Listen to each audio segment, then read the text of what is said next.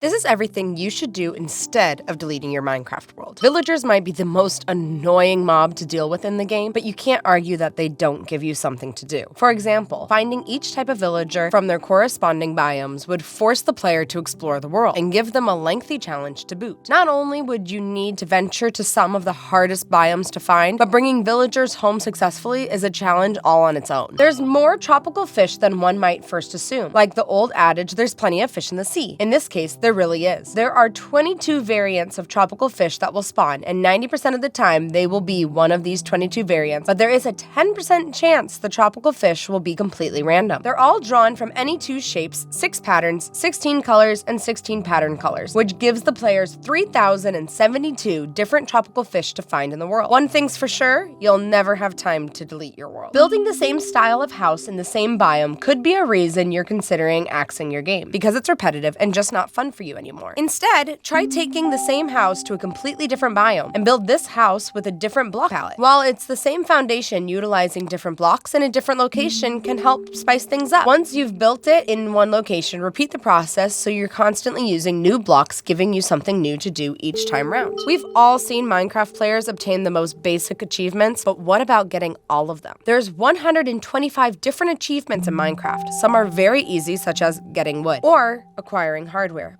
But some are more challenging, like Return to Sender, where you have to send a fireball back to a ghast. However, to achieve every single achievement, you will have to complete the hardest achievement, How Did We Get Here?, which requires the player to have every single positive and negative effect at once. It's a fun challenge, even if it does seem impossible. It's never too late to do a bit of sightseeing in your own Minecraft world. You can start by trying to find every type of structure in the game. It's a simple goal, but very effective to keep you from hitting that delete button. Certain structures are harder to find than others. For example, villages, outposts, and desert temples are fairly common, but structures like strongholds and woodland mansions are considerably harder to locate, and each structure offers a unique experience, such as battling different mobs, finding rare loot, and overcoming various challenges. Often, players are limiting themselves by the blocks they use and specific building styles, like when placing a carpet inside your house. Sure, you have plenty of colors to choose from and you can place them in varying ways, but the texture is always the same. Instead, try using shulker boxes. Since you have just as many colors to choose from, it's a fun way to make a new style of carpet. You can even combine carpet with shulker boxes to give it that splash of detail. And on the plus side, you get some extra storage. Sometimes the best carpet isn't even a carpet. Have you ever wanted to become friends with a pillager? In a strange way, you can by disarming them. Make sure you have a name tag and a boat, then hop into the boat with your new friend. Now wait for them to use up the durability on their crossbow. Voila! They're now completely harmless, unable to attack anything because they have no crossbow, so they can roam the world freely. Clearly, hostile mobs are just misunderstood, and given the right circumstances, they can be friendly too. Ever wanted to be a record collector? Well, you might as well start now since there's plenty to collect. Of course, some of the easiest music discs to collect are from creepers, and the fastest way to get those is to drop a few creepers in a hole while a skeleton shoots some TNT from above. It counts as a skeleton kill, so you'll get a lot of music discs.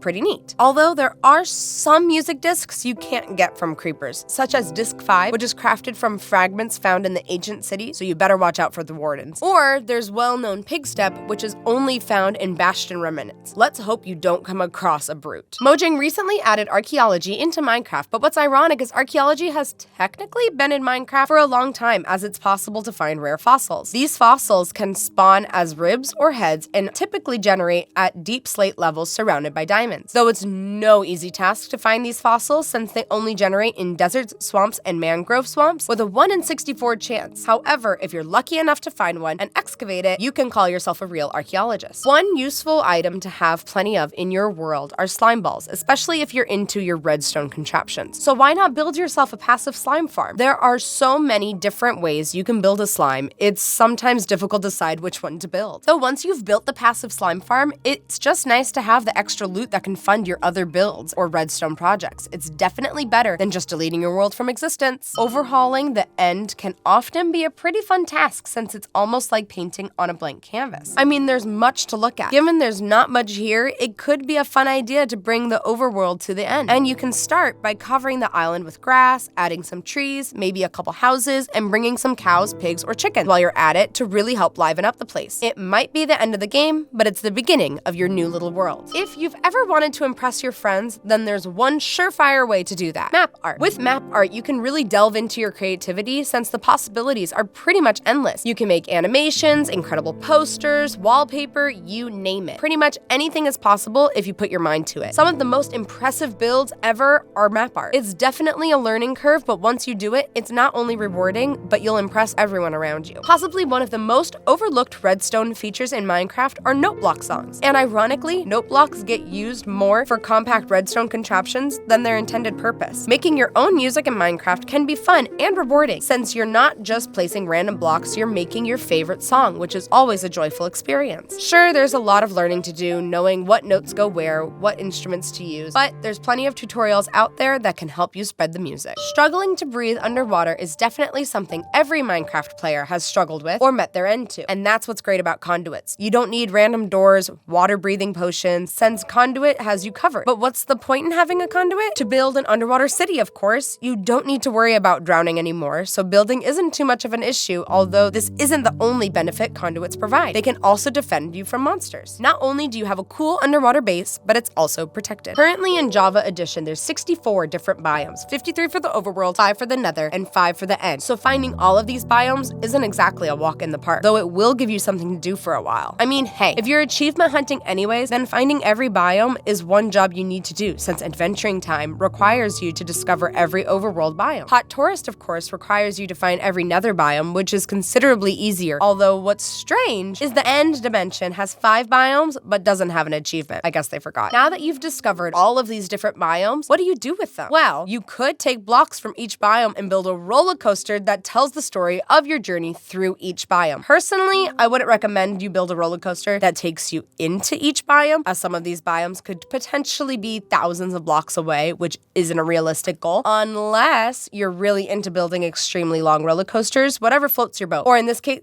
whatever floats your minecart. Soft resetting your world is a pretty great way to make things feel fresh and new. This is also a pretty safe and fast way of finding new terrain without deleting past progress or starting from scratch. Make sure to put away your tools somewhere safe, cut out the portion of land you want to remain, then reset the world. Now you can set out and find a new base location and build yourself back up in a new exciting location. Whoa, now that's a pretty cool beacon, which is made from redstone blocks? There's a little trick with beacons. Beacon beams can go through beacons, so you can secretly have the real beacon hidden underneath the fake beacon. Then you can surround it with whatever blocks you'd like, literally anything, and it will appear to be the real deal, which is all around just a great way to fool your friends, especially if they don't understand how beacons work. Making your own biome in Minecraft can always be a fun building challenge, but what if you make a crop biome? It doesn't take much creativity or skill. You just plant a crop to your heart's content, find yourself a nice bit of land, and transform the biome into your very own carrot biome. It might take a while, but the result is always worth it, especially when it's something as simple as this, or maybe a little ridiculous. I don't know. I just think it's fun. Remember earlier when we mentioned map art? Well, this is one unique way we can put maps into good use by making an airship floor made from maps. Pretty convincing, right? This is simply maps below some glass blocks that give the illusion of height, and it's honestly pretty seamless. What's great about this is if you have multiple airships, you can do this for each portion of land, so it really feels like you're high up in the sky. Just don't look down if you're afraid of heights. The problem many players face, and why they often delete a world, is that they start a project that's just too big. Instead, try building a microbiome. It's honestly a really fun way to pass the time. It can also present a slightly different obstacle because now you need to think of blocks that can represent an entire build. Saplings can be little trees, you can make small rivers using stairs, and you can even use sea pickles as cacti. And if you really want to do this, you can do it for all 64 biomes in the game. You won't be bored, that's for sure. Many players have built a bouncy castle, but funnily enough, they're often not that bouncy. So why not design yourself a real bouncy castle? And the simplest solution is to just build the entire thing out of slime blocks. Given each block is pretty bouncy, you can make a really fun bouncy build with piston launchers and platforms to jump from. And what's even better is that the bouncy castle will be completely harm-free since you can't take any fall damage. We've all built a little dirt hut or dug ourselves into a hole, which is basically a dirt house. So why not take your dirt building skills to the next level? You can start by building a little house, add a door, maybe a window, and who knows, maybe you can even build yourself a massive dirt mansion with multiple floors and giant rooms and exterior details details, and even a balcony. What makes this so easy is all the materials you need are right beneath your feet. So grab some shovels, start placing blocks, and you'll be done in no time. We've all seen big ravines that are quite literally a big hole in the ground. There's also a chance that you've fallen into one. Instead of just ignoring it, why don't we actually do something with it? Since there's these massive ravines and a few rivers nearby, we can fill the ravine with water, then connect all the rivers, creating one massive river. And hey, if you can connect it to an ocean, even better. Now it's really like your Minecraft world is just one big ecosystem. We all need a little bit of holiday decorations in our lives, whether it's the season to be jolly or to give your friends the heebie-jeebies. For example, you can place sea pickles on pumpkins and jack-o'-lanterns. You can use glazed terracotta as presents, or transform your entire base into a winter wonderland. There's honestly a lot you could do. These simple little hacks can really go a long way to decorate your world. It's definitely better than just deleting the whole thing. Oh, and by the way, YouTube thinks that you would like this next video, so go ahead and check it out, and I'll talk to you later.